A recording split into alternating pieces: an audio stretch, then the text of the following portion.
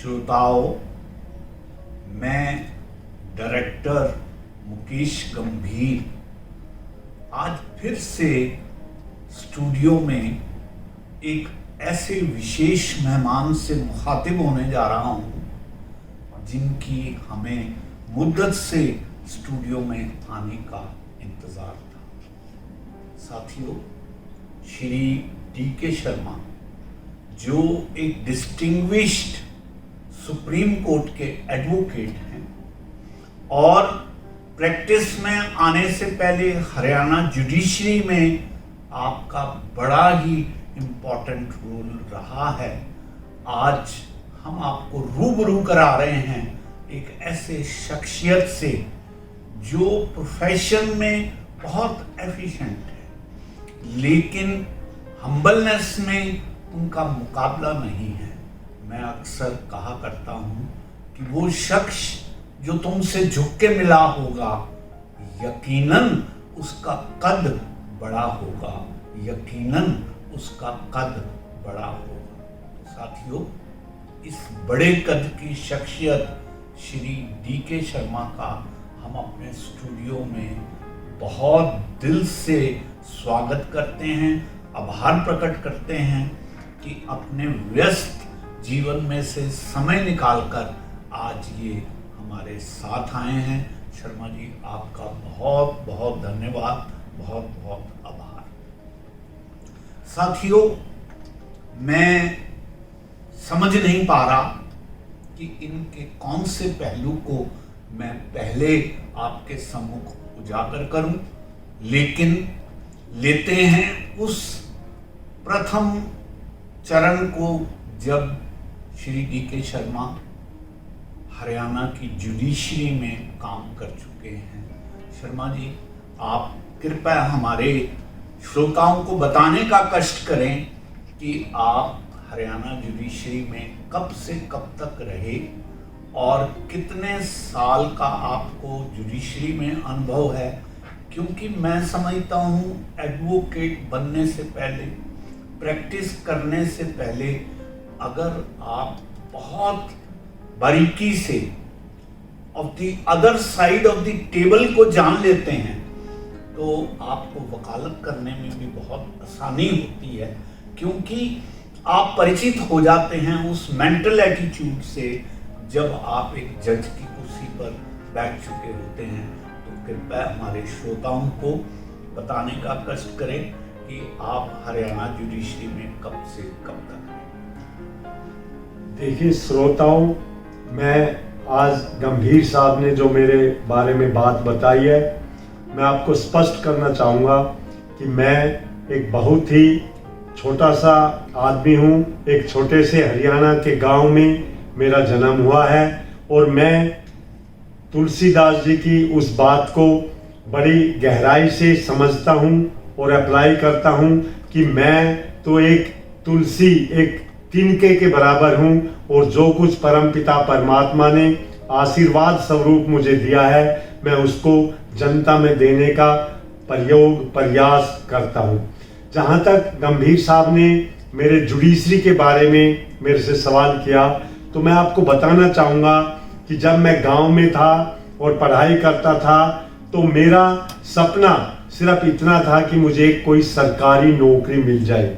जहाँ तक जज बनने का सवाल है, वो मेरी दृष्टि से, मेरी सोच से, मेरी परख से कहीं दूर था, क्योंकि उस समय ऐसा सोचना मेरे लिए संभव भी नहीं था। परंतु जैसा मैंने बताया, मेरी माताजी जो कि अनपढ़ थी, पर उनकी इतनी कृपा थी कि वो मुझे हमेशा ये कहती थी, बेटा पढ़ाई करके तुमने बड़ा आदमी बनना है। और मैं माताजी की बात को मान के निरंतर पढ़ाई में लीन रहता था और पढ़ाई करना मुझे उस समय भी अच्छा लगता था और आज भी बहुत अच्छा लगता है। अगर कोई ये पूछता है कि भाई वेदर यू लाइक रीडिंग, तो मैं कहता हूँ I like reading just like I like taking breath. मेरे लिए पढ़ना उसी तरह है जैसे एक व्यक्ति के लिए सांस लेना है। मैं पढ़ाई के बगैर अपने जीवन को अधूरा समझता हूँ। जुडिशरी में आने से पहले मैंने सर्वोच्च न्यायालय में सर्विस की। मैं सर्वोच्च न्यायालय में 5 साल सर्विस करने के बाद चीफ जस्टिस ऑफ इंडिया से उनके चैम्बर में मिला और मैंने कहा सर मैं सर्विस से रिजाइन करना चाहता हूं और प्रैक्टिस करना चाहता हूं। तो उस समय रंगनाथ मिश्रा जी जो चीफ जस्टिस ऑफ इंडिया थे, उन्होंने मेरे से कहा कि आपको क्या तकलीफ है, यहाँ पर आप सर्वोच्च न्यायालय में अधिकारी हैं, आपको अच्छी सैलरी मिलती है, दिक्कत क्या है, do you want to earn money? तो मैंने कहा my lord I don't know but I want to shift to practice. और मैंने सर्वोच्च न्यायालय की नौकरी से रिजाइन करके अपनी वकालत प्रारंभ की, जो कि मैंने सुप्रीम कोर्ट में ही स्टार्ट की, क्योंकि वहां पर मेरा सर्विस का तजुर्बा था, एक्सपीरियंस था। और उसी के साथ साथ जिस कॉलेज में मैं दिल्ली यूनिवर्सिटी में पढ़ता था, जहां से मैंने LLB LLM किया था, वहां पर पार्ट टाइम की वैकेंसी निकली और मैं इवनिंग में पार्ट टाइम लेक्चरर लग गया और वहां पर पढ़ाने लगा और दिन में मैं सुप्रीम कोर्ट में प्रैक्टिस करने लगा।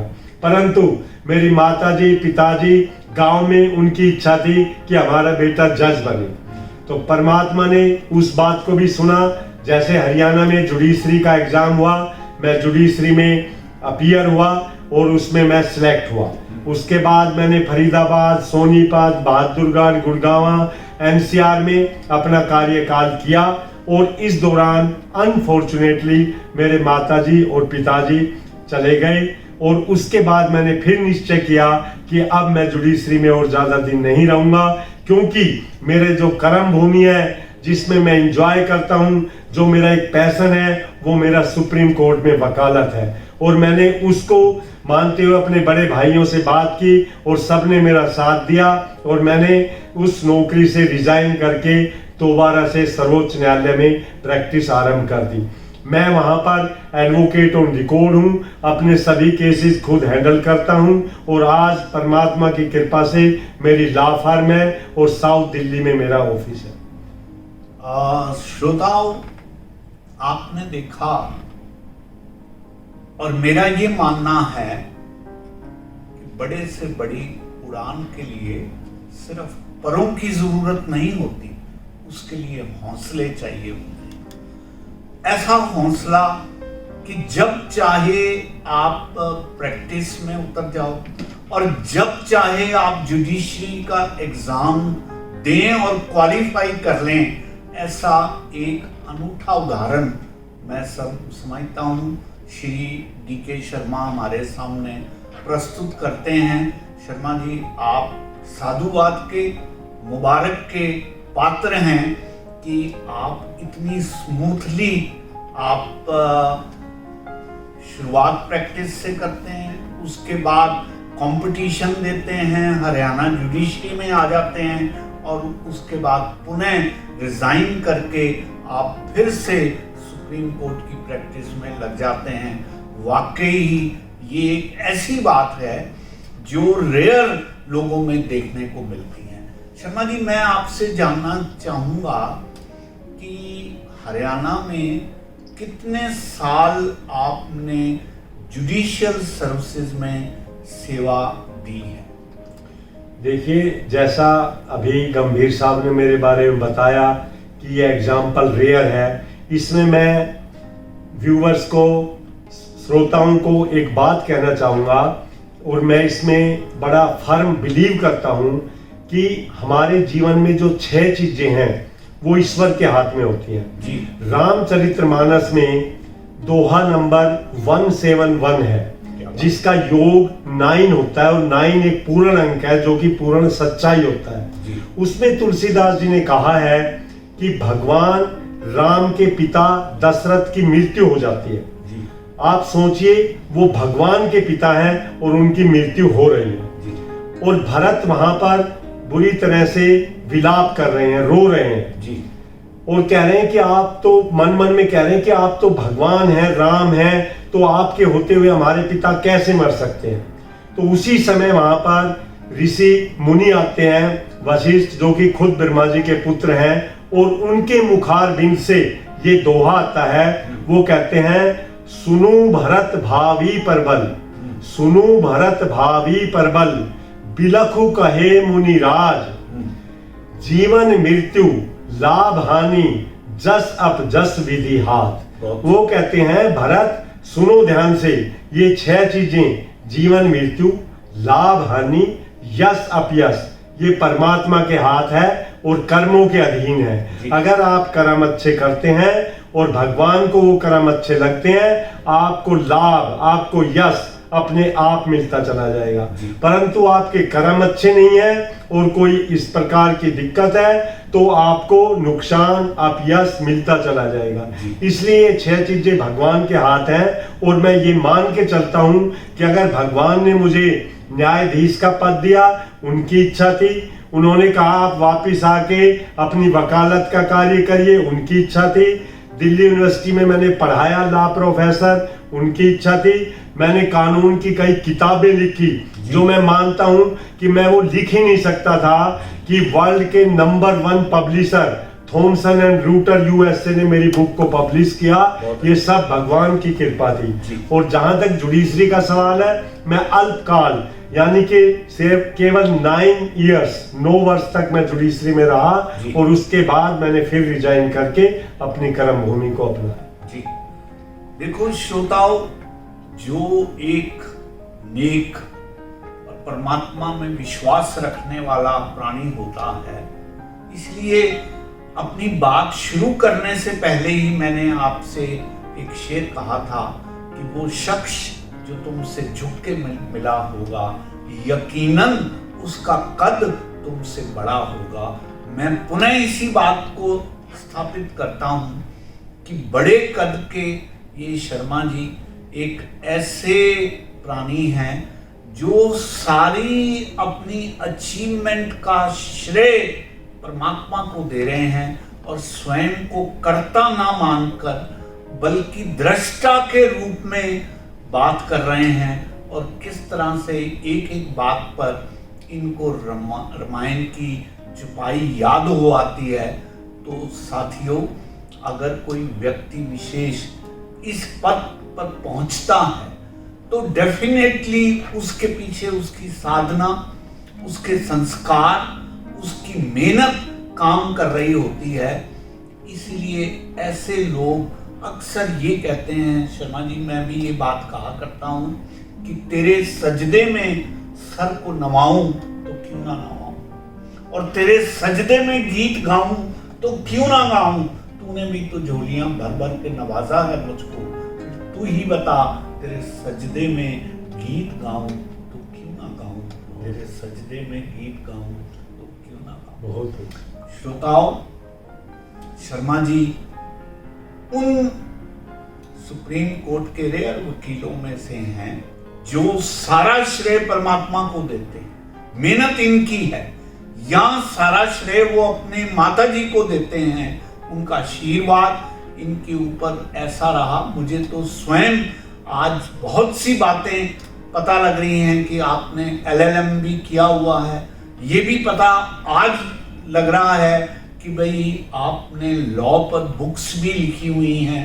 इनकी इंटेलिजेंट वर्किंग को तो मैंने स्वयं बैठ के देखा है और मित्र के रूप में बहुत से पहलुओं पे बात की है।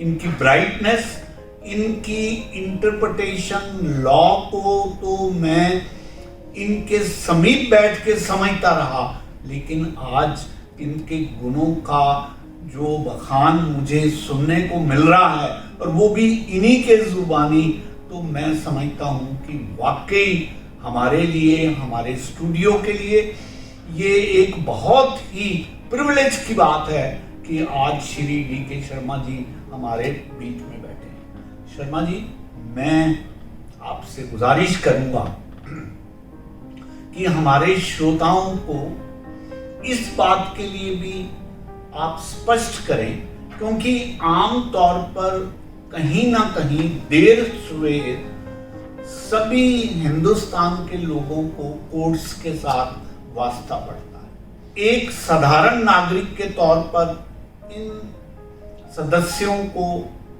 ये मालूम नहीं पड़ता कि बार एसोसिएशन क्या है और बार काउंसिल क्या है। आप लोगों के चुनाव भी होने जा रहे हैं।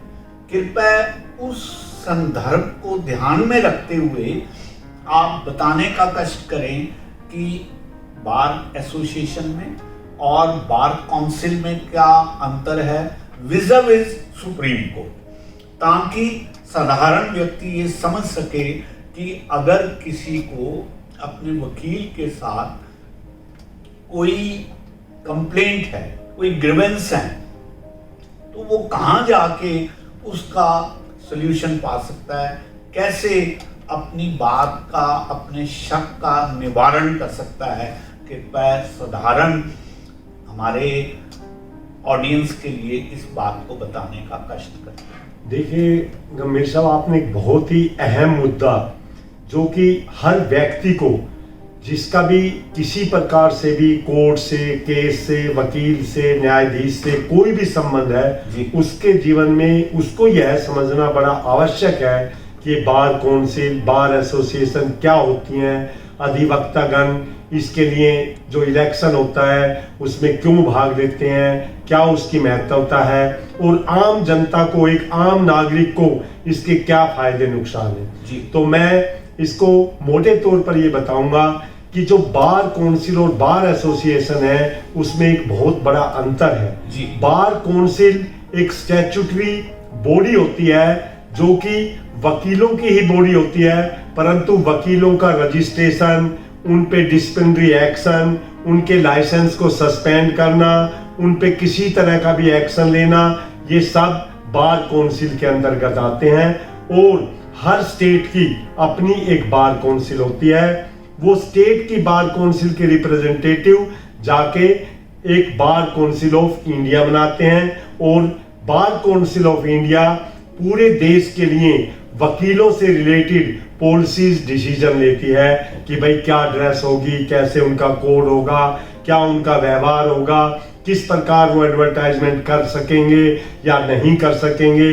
जैसे कि हमारे देश में अभी तक ये कानून है कि एडवोकेट एक अपने प्रोफेशन की एडवर्टाइजमेंट नहीं कर सकता। इसके बारे में हालांकि अभी सर्वोच्च न्यायालय में रिट पेटिशंस भी लगी हैं कि भाई एडवोकेट अपनी वेबसाइट बना सकता है कि नहीं बना सकता है। ये मुद्दा उठाया गया कि इंटरनेशनल लेवल पे बाहर देशों में एडवोकेट्स की वेबसाइट है तो इंडिया में भी होनी चाहिए। इस तरह की चीजें हैं जो कि बार काउंसिल देखती है। फिर जहां तक बार एसोसिएशन का सवाल है, वो एक तरह से वेलफेयर एसोसिएशन होती है। जैसे जिस जगह पर हम रहते हैं, हम देखते हैं हमारी RWs होती है, रेजिडेंट वेलफेयर एसोसिएशन। इसी प्रकार हर न्यायालय की, हर कोर्ट की एक बार एसोसिएशन होती है, district court bar association, high court bar association, और इसी प्रकार सर्वोच्च न्यायालय की सुप्रीम कोर्ट बार एसोसिएशन है। ये बार एसोसिएशन एडवोकेट्स के लिए, जैसे अभी कोरोना आया तो भाई वकीलों के लिए प्रायोरिटी बेसिस पे टीका लगवाया जाए, उनके लिए कोई इंश्योरेंस कराई जाए, उनके लिए चैम्बर अलॉटमेंट का किया जाए, उनके लिए कैंटीन वगैरह का ध्यान रखा जाए। ये सब बार एसोसिएशंस अपने अपने कोर्ट में वकीलों के हित के लिए कार्य करती है। तो इस प्रकार इन दोनों का अंतर है। और सर्वोच्च न्यायालय की, क्योंकि हमारे देश की सबसे बड़ी बार एसोसिएशन है, उसकी महत्वता इसलिए भी बढ़ जाती है कि देश में जितने भी आज तक बड़े बड़े मुद्दे उठे हैं, चाहे वो प्राइम मिनिस्टर के इलेक्शन का हो, चाहे वो कोई धर्म से रिलेटेड हो, चाहे वो किसी और जाति से रिलेटेड हो, इस प्रकार के मुद्दों में सुप्रीम कोर्ट बार एसोसिएशन ने हमेशा ही अहम भूमिका निभाई है। PIL फाइल करके उनके प्रेसिडेंट, सेक्रेटरी और एसोसिएशन के मेंबरों ने किसी प्रकार का अपना लीगल कंट्रीब्यूशन देके सर्वोच्च न्यायालय से डायरेक्शन इशू करा के और पब्लिक हित में ये कार्य कराए।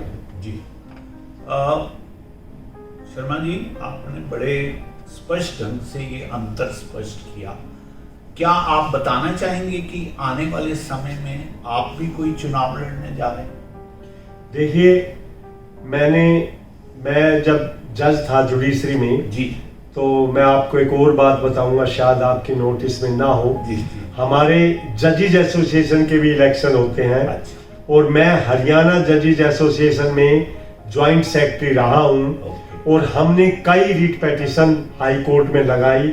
जैसे कि जब हमने ज्वाइन किया तो मजिस्ट्रेट के चैम्बर्स में कोई टेलीफोन नहीं होता था, उस टाइम मोबाइल नहीं होते थे और लैंडलाइन भी केवल डिस्ट्रिक्ट जज के और सीजेएम के चैम्बर में होती थी। तो हम उस समय के मुख्यमंत्री साहब से मिले, मैं भी था और हमारे एसोसिएशन के प्रेसिडेंट भी थे, हमने मुलाकात की। तो मुख्यमंत्री साहब ने कहा देखो फोन पे तो जजेज और परेशान होंगे, हम तो एसएचओ एसपी इनको फोन देते हैं ताकि काम बताते रहें, जजों को तो फैसले करने होते हैं, उनको चैम्बर में फोन की क्या जरूरत है, पब्लिक उनको तंग करेगी। उन्होंने ये कह के हमें एक तरह से इनकार कर दिया। हमने तुरंत एक रिट पेटिशन लगाई कि सर जो हमसे सबऑर्डिनेट ऑफिसर है, एक एसएचओ लेवल के अधिकारी हैं, उनको आपने टेलीफोन दिए हुए हैं और एक जज को अगर कोई इमरजेंसी है, वो ड्यूटी मजिस्ट्रेट होता है, उसको कोई सिचुएशन देखनी होती है, जेल इंस्पेक्शन करनी होती है, उसके पास टेलीफोन सुविधा नहीं है। तो हाई कोर्ट ने रिट में डायरेक्शन दी, हमारी रिट को अलाउ किया और उसके बाद हर जजेस को टेलीफोन दिया गया। एक और रिट पेटिशन मैंने अपने कार्यकाल के दौरान लगाई, जो कि हमने खुद ड्राफ्ट करके खुद फाइल की। वो ये लगाई थी कि जैसे आईपीएस आईएएस को रेड लाइट आजकल तो खत्म कर दी गई है, रेड लाइट दी जाती है, उसी तरह मजिस्ट्रेट्स को भी उनकी गाड़ियों पे रेड लाइट की परमिशन दी जाए। और हाई कोर्ट की डायरेक्शन के बाद चीफ सेक्रेटरी ने सर्कुलर इशू किया और हरियाणा में सभी जजेस को रेड लाइट दी गई थी। इसी प्रकार मैं ऑल इंडिया जजेस एसोसिएशन में भी ज्वाइंट सेक्रेटरी के पद पे रहा हूं और वहां पर भी हमने ऑल इंडिया लेवल पे जजेस के पे स्केल वगैरह के सुधार के बारे में पेटिशंस लगाई। मैं इंडियन लॉ इंस्टीट्यूट जो भारत की सबसे बड़ी रिसर्च इंस्टीट्यूट है उसका लाइव मेंबर हूं और उसमें भी मैंने इलेक्शन लड़े हैं। और सुप्रीम कोर्ट की जहां तक सवाल है, सुप्रीम कोर्ट का एसोसिएशन का इलेक्शन मैं इस बार, मेरे आप जैसे सभी मित्रों ने कहा कि आपको एसोसिएशन में आना चाहिए, आपका तजुर्बा है, आपको लोगों की वकीलों की भलाई के लिए कुछ करना चाहिए, तो इस बार मैंने उसके लिए नॉमिनेशन भरा है और अब हमारा इलेक्शन है, उसमें मैं कॉन्टेस्ट कर रहा हूँ। तो Sharma ji, with such a long experience at your credit, I think you must fight election and you must give strength to the association of advocates because of your long experience at your back. So मेरा ये मानना है कि आप जैसे लोग वहाँ भी सक्सेस पाएंगे, क्योंकि आपके कुलीग्स ये सब बात समझते हैं कि जिस आदमी को इतना एक्सपीरियंस है और हर लेवल का एक्सपीरियंस है तो उसको इसमें शामिल करना ज़रूरी है। शर्मा जी, मैं ये चाहूँगा कि आपसे हमारी विस्तार से बातचीत हो रही है, आप बताना चाहेंगे कि आप इस समय जो सुप्रीम कोर्ट में प्रैक्टिस कर रहे हैं उसके लिए आपने अपना ऑफिस कहाँ बना रखा? देखिए, हमारा लॉ फर्म का ऑफिस जब मैं जज बना उससे पहले मेरा ऑफिस होता था भीखाजी कामा प्लेस, रिंग रोड पर, दिल्ली में जी। जैसे मैंने रिजाइन किया तो मुझे महसूस हुआ कि अब मैं थोड़ा सीनियर लेवल पे आ गया हूँ, काम ज़्यादा है, मुझे स्टाफ की, एसोसिएट्स की, दूसरे एडवोकेट्स की ज़रूरत होगी। तो मैंने साउथ एक्सटेंशन पार्ट 2 में मेन मार्केट के साथ अपना ऑफिस बनाया।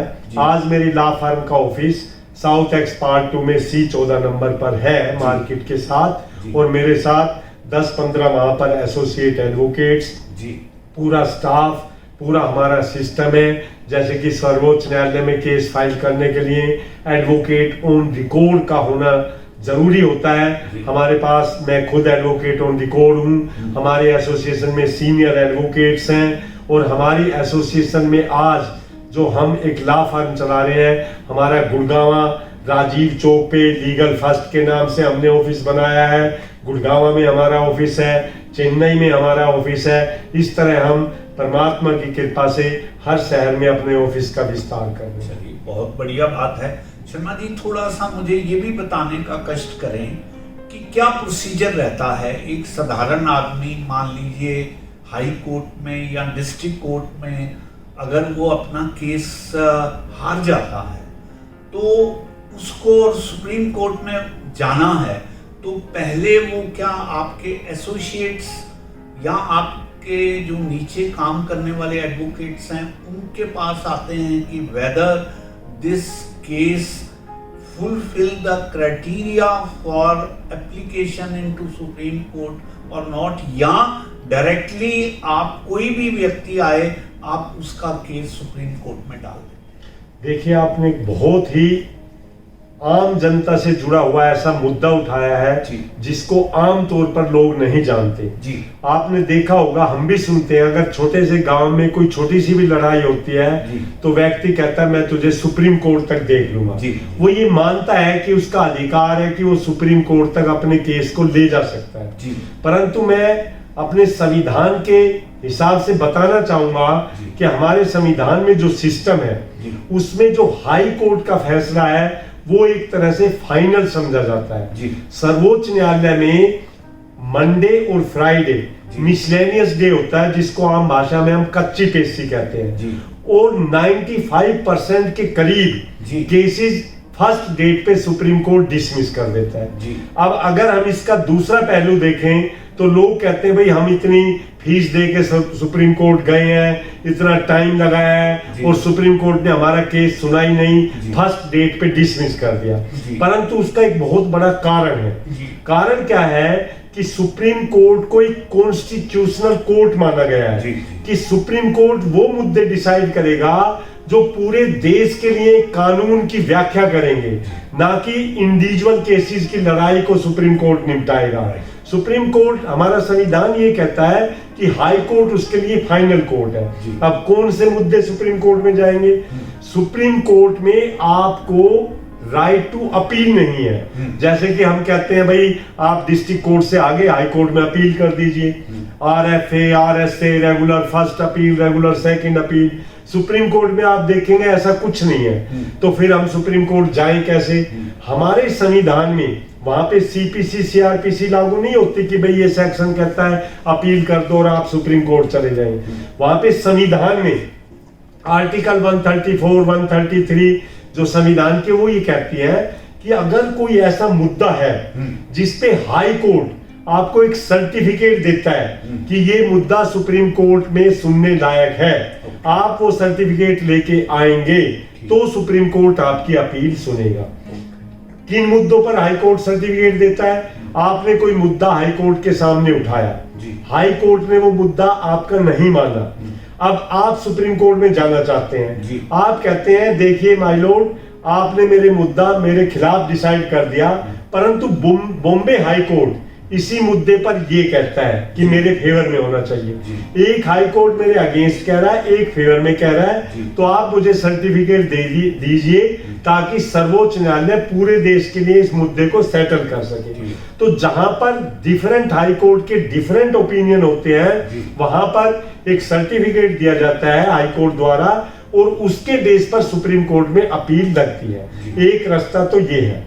अब दूसरा रास्ता, अगर कोई हाई कोर्ट सर्टिफिकेट नहीं देता और क्लाइंट हमारे पास आता है, सर मुझे तो सुप्रीम कोर्ट जाना है, मैं तो इस फैसले से सेटिस्फाइड नहीं हूं, तो उसके लिए आर्टिकल 136 संविधान की धारा 136 है, वो ये कहती है कि सुप्रीम कोर्ट किसी भी आदेश के अगेंस्ट, चाहे वो आदेश सिविल जज का है, चाहे वो पटवारी का है, चाहे वो हाई कोर्ट का है, किसी भी आदेश के खिलाफ स्पेशल लीव पेटिशन सुन सकती है, प्रोवाइडेड उसमें सब्सटेंशियल क्वेश्चन ऑफ लॉ हो, कि उसमें कानून का आपने ऐसा मुद्दा उठाया है कि वो मुद्दा अगर सर्वोच्च न्यायालय को ठीक लगता है तो आप SLP फाइल कीजिए और कोर्ट उसको सुनेगा, और अगर उसको एडमिट करता है तो वो अपील बन जाती है और अपील की तरह सुनेगा। इसीलिए मिसलेनियस डे पे 95% केसेस सुप्रीम कोर्ट डिसमिस कर देता, नहीं भाई ये सब्सटेंशियल क्वेश्चन ऑफ लॉ नहीं है जिसको हम 136 में सुनेंगे, सब्सटेंशियल क्वेश्चन ऑफ लॉ होना चाहिए। जैसा कि अभी मेरा लास्ट फ्राइडे को एक छोटा सा आपको एग्जांपल दूंगा, मैटर था उसमें एक डाइवोर्स पेटिशन गुड़गांव से हस्बैंड ने 2 ग्राउंड पे डाला, क्रुअलिटी और डिजर्शन। नीचे फैमिली कोर्ट गुड़गांव ने डिसमिस कर दिया कि हस्बैंड ना तो क्रुअलिटी प्रूव कर पाया ना डिजर्शन। हस्बैंड हाई कोर्ट चला गया।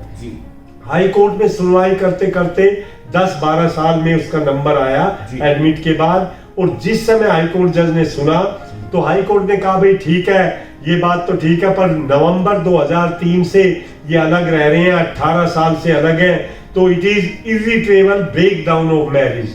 और अब इस मैरिज को दोबारा से रिवाइव करने का कोई फायदा नहीं, 18 साल से ये अलग रह रहे हैं, तो इसलिए हम इसको हस्बैंड को डिक्री ऑफ डाइवोर्स देते हैं। अब वो लेडी हमारे पास आती है कि सर हम सुप्रीम कोर्ट जाना चाहते हैं। अब हमें देखना है कि उसमें सब्सटेंशियल क्वेश्चन ऑफ लॉ क्या है। तो जो उसमें डेवलप किया जाता है वो ये किया जाता है कि सर इंडिया में हिंदू मैरिज एक्ट में जो ग्राउंड्स ऑफ डाइवोर्स दिए गए हैं उसमें कहीं भी इरिट्रेबल ब्रेक डाउन ऑफ मैरिज नहीं है। ये यूके के लॉ में है, यूएस के लॉ में, डेवलप्ड कंट्रीज में है। इंडिया में लॉ कमीशन ऑफ इंडिया ने रिपोर्ट में कहा कि इंडिया में इस तरह का ग्राउंड देना सेफ नहीं है क्योंकि उसके मिसयूज के ज्यादा चांस है। और हमने कहा कि सर एक लॉन्ग सेपरेशन 18 साल का इटसेल्फ अपने आप में इरिट्रेबल ब्रेकडाउन नहीं है। एक आदमी कोई आर्मी की सर्विस में है, कोई फॉरेन सर्विस में है, लॉन्ग सेपरेशन है, तो आप ये नहीं कह सकते वो इरिट्रेबल ब्रेकडाउन है। तो सर्वोच्च न्यायालय ने माना कि एक ऐसा मुद्दा है जिसको हम देश के लिए डिसाइड करें इरिट्रेबल क्या है और उसको एडमिट किया। तो सर्वोच्च न्यायालय में इस तरह से केसेस जाते जी। तो आपकी बात से शर्मा जी मुझे लगता है कि जो लोग हाई कोर्ट के अगेंस्ट सुप्रीम कोर्ट जाना चाहते हैं तो ज्यादातर मिसलेनियस पिटीशंस के अंतर्गत ही जा पाते हैं जी, क्योंकि हाई कोर्ट तो जल्दी से सर्टिफिकेट देते हैं जी। जी। तो शर्मा जी आपसे बात करके डेफिनेटली लीगल एस्पेक्ट पे बहुत ही इलस्ट्रियस एक्सप्लेनेशन सुनने को मिल रही हैं और मैं समझता हूँ हमारे श्रोता भी इससे बहुत अधिक बेनिफिट होते होंगे। लेकिन मैं ये चाहूँगा आपकी अब इतनी लॉन्ग स्टैंडिंग हो गई है सुप्रीम कोर्ट में, क्या आप हमें 2-4 अपने ऐसे केसेस बताना चाहेंगे जो कि पॉपुलर रहे हों या जिनमें कोई बहुत टिकलिश इश्यूज को आपने कोर्ट में हल करवाया हो, उसके बारे में अगर आप बता पाएं। देखिए, आपने बड़ी अच्छी बात मेरे से पूछी और इस बारे में सबसे पहले तो मैं आपको एक वो केस बताऊंगा जो कि अभी सर्वोच्च न्यायालय में पेंडिंग है परंतु केस एडमिट है। उसमें मुद्दा ये था कि एक क्लाइंट ने अपने एडवोकेट के खिलाफ कंज्यूमर कोर्ट में केस डाला कि सर मेरे एडवोकेट ने मेरे से फीस ली परंतु मेरे केस को ढंग से हैंडल नहीं किया, उसकी वजह से मैं केस हार गया और मुझे इसमें कंपनसेशन दिलाया जाए जिसकी मुझे वकील की वजह से नुकसान हो। कंज्यूमर कोर्ट ने उसको वकील के खिलाफ हर्जाने का ऑर्डर कर दिया। उसके बाद वो स्टेट कमीशन में गई और नेशनल कमीशन में गए परंतु वकील के अगेंस्ट ऑर्डर हो गया। उन्होंने कहा कि जब एक डॉक्टर कंज्यूमर कोर्ट के अंदर आ सकता है और हम डॉक्टर के खिलाफ कंपनसेशन दे सकते हैं तो वो भी प्रोफेशनल है, वकील भी प्रोफेशनल है, तो कंज्यूमर कोर्ट को पावर है वो वकील के खिलाफ भी कंपनसेशन दे सकता है। मुद्दा मेरे पास आया और मैंने जैसा कि अभी आपको बताया कि सुप्रीम कोर्ट में मैंने एक substantial question of law raise करना था और वो लॉ मुझे ऐसा चाहिए था जिसको मैं एडवोकेट से भी डॉक्टर से भी डिस्टिंग्विश कर सकूं कि एडवोकेट डिफरेंट फुटिंग पे है, डॉक्टर डिफरेंट फुटिंग पे है और सर्वोच्च न्यायालय से एक अपनी कम्युनिटी, एक अपने एडवोकेट अधिवक्ता भाइयों के लिए ये रिलीफ ले सकूं कि वो कंज्यूमर कोर्ट में नहीं आते। तो जैसे मैं कोर्ट में खड़ा हुआ, फर्स्ट क्वेश्चन जज साहब का यही था कि भाई how when doctors are there what is your problem, how you can avoid. अगर आप ढंग से काम नहीं करता है कोई वकील और कंज्यूमर कोर्ट उसको कंपनसेशन दे रहा है तो इसमें गलत बात क्या है। तो मैंने उससे दो ही बात कही कि सर जो भी नीचे के कोर्ट के डिसीजन है वो सारे इस बेस पे है on the basis of parity with doctor कि डॉक्टर को दे सकते तो वकील को भी दिया जाए। मैंने कहा कि सर जब डॉक्टर कोई ऑपरेशन करता है थिएटर में तो वो एक थिएटर में आईसीयू में अकेला होता है, उसने क्या किया, कैसे किया, उसकी नेग्लिजेंस कितनी थी नहीं थी वो मेडिकल बोर्ड बताता है। लेकिन जब वकील बहस करता है तो जज सुनने वाले होते हैं, पब्लिक वहां पे होती है और वकील ने ठीक किया या गलत किया इस बात को सिर्फ जज बता सकता जी। है। अगर कंज्यूमर कोर्ट में ये केसेस चलेंगे तो जजेस have to come in the witness box. Yes. आज मेरे खिलाफ कोई केस मेरे क्लाइंट ने किया Yes. कि मैंने अच्छा केस नहीं किया, तो मेरे तो जज साहब गवाही देंगे मैंने अच्छे आर्गुमेंट करी नहीं। तो 2 जजों की बेंच थी, उन्होंने 5-7 मिनट काफी डिस्कस करने के बाद उन्होंने कहा ओके हम इसको एग्जामिन करेंगे। नोटिस किया और उस पे स्टे कर दिया कि जब तक ये केस चल रहा है किसी वकील के खिलाफ कंज्यूमर कोर्ट में कोई केस नहीं चलेगा। क्योंकि हमने इसमें ये भी मुद्दा उठाया कि जब हमारी एक बार काउंसिल होती है जो हमारे खिलाफ एक्शन ले सकती है तो हम कंज्यूमर कोर्ट में नहीं जाने चाहिए। तो ये एक मेरा इंपॉर्टेंट केस था। एक मैंने करप्शन के बारे में केस उठाया, वो कि चलो हमारे एक बड़ा ही फेमस केस रहा, उसमें मैं अभय चौटाला जी को और अजय चौटाला जी को रिप्रेजेंट कर रहा था सुप्रीम कोर्ट में। और हमने ये उठाया था कि जब एक आदमी एमएलए की पोस्ट से हट चुका है जी, और जिस टाइम वो एमएलए की पोस्ट पर है, हाँ। तो इन दोनों में डिफरेंस होना चाहिए कि सैंक्शन स्पीकर की लेनी जरूरी है या नहीं है। क्योंकि हमारे खिलाफ जो केस किया गया उसमें हम उस समय में एमएलए नहीं थे, एमएलए थे, और उसके बावजूद उन्होंने बिना सैंक्शन के लिए वो केस प्रोसीड कर दिया था। सर्वोच्च न्यायालय ने उस केस में नोटिस किया, हमारी प्रोसीडिंग को स्टे किया, लेकिन बाद में जो टाइम पीरियड देखा गया था उस दौरान कुछ समय हम एमएलए रहे थे, तो उन्होंने कहा भाई आपका पॉइंट अच्छा है पर वो इसमें कवर नहीं होगा। तो इस तरह के मुद्दे मैं उठाता रहा हूं और मुझे बड़ा अच्छा लगता है। शर्मा जी, आपसे बात करके मैं समझता हूँ कि ये हमारा सिलसिला यहीं रुकने वाला नहीं है, क्योंकि हमारे पास बहुत से लोगों की तरफ से इस तरह की लीगल क्वारीज आती रहती हैं। और क्योंकि अब हमें आपके घर का रास्ता पता लग गया है और आज हमने आपको अपना स्टूडियो का रास्ता भी बता दिया है, तो हम यदा कदा आपको इस बात की तकलीफ देते रहेंगे कि आप हमारे पास स्टूडियो में आए। और हमारा प्रयास ये रहेगा, क्योंकि आप इस समय देश के सर्वोच्च न्यायालय से रूबरू होते हैं और वहाँ की पूरी जो वहाँ का सिस्टम है उससे आप बहुत अच्छे से परिचित हैं। तो मैं ये चाहूँगा कि शीघ्र ही हम आपको पुनः याद करेंगे और अपने श्रोताओं को आपसे फिर से रूबरू कराएंगे और नए मुद्दों के साथ हम आपके पास पेश होंगे। आज आपके यहाँ आने को हम बहुत आभार से देख रहे हैं और आपका बहुत बहुत धन्यवाद करते हैं कि आपने समय निकाला और आज हमारे पास आए। बहुत बहुत थैंक यू, बहुत बहुत आभार। मैं रेडियो बूज का बहुत बहुत शुक्रिया करता हूं जिन्होंने मुझे एक ऐसी अपॉर्चुनिटी दी जिसके द्वारा मैं आम पब्लिक को कुछ कानूनी बात बता सका। और मैं तो कहूँगा, जब मैंने पढ़ा रेडियो बूज इसमें नशा है जी, तो मैं सोच रहा था कि गंभीर साहब इसमें म्यूजिक, डांस, गाने इस तरह का इसमें है। और आज इतनी खुशी हुई कि रेडियो बूज इस तरह के प्रोग्राम करता है जो आम पब्लिक को, सिटीजन्स को इतना फायदा पहुंचाते हैं। और मुझे बड़ी खुशी हुई और मैं हमेशा पब्लिक के इस कार्य के लिए हमेशा तैयार रहूंगा। जब कभी भी मेरी किसी भी लीगल टॉपिक पे कोई भी आवश्यकता हो, मैं हमेशा जनता की सेवा के लिए तैयार रहूंगा। धन्यवाद। बहुत बहुत शुक्रिया शर्मा जी। मैं आपसे एक बात चलते चलते स्पष्ट करना चाहता हूँ। हमने जब इस रेडियो का नाम रेडियो बूज रखा कि हम ये कहते हैं कि रेडियो बूज अलग तरह के कई नशे प्रोवाइड करता है। बहुत अच्छा। वो नशा अध्यात्म का भी है, वो नशा साहित्य का भी है, वो नशा संगीत का भी है।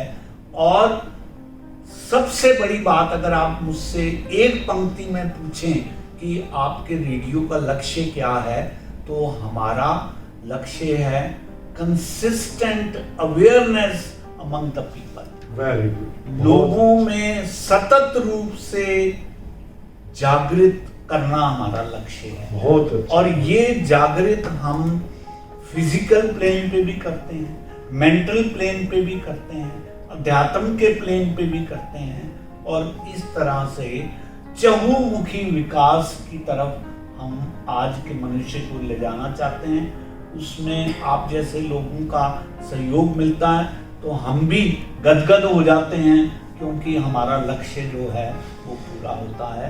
इस बात के साथ एक बार फिर से मैं आभार व्यक्त करता हूँ। धन्यवाद। बहुत बहुत धन्यवाद।